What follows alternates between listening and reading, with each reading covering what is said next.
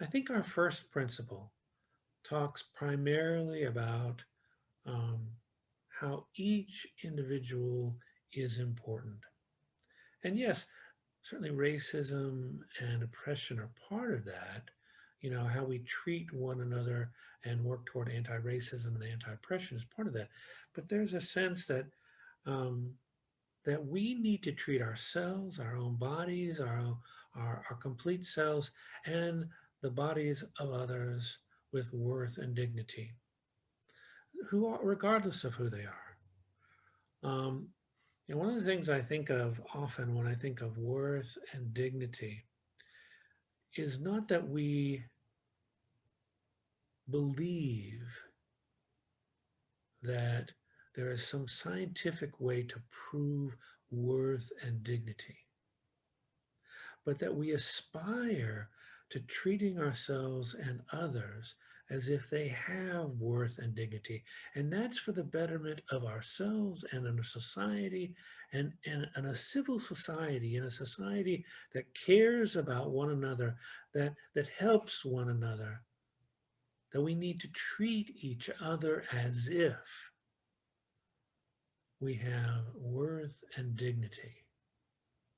So think about that for a moment. How do you treat someone as if they have worth and dignity? You acknowledge them. Let's say you see someone, a homeless person, um, that's asking for money on the side of the road. Do you acknowledge them or do you ignore them? Do you, it's not necessarily about giving them money, but giving them a sense that they are worth your attention. Think about that, worth your attention. And so I really believe that this principle is foundational for all the other principles that we have.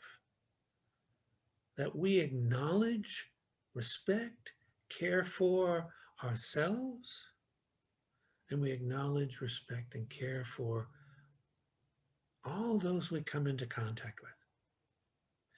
Yes, it is I believe, an aspirational principle. It's how we would want the world to be. But it's not a principle we can prove with science.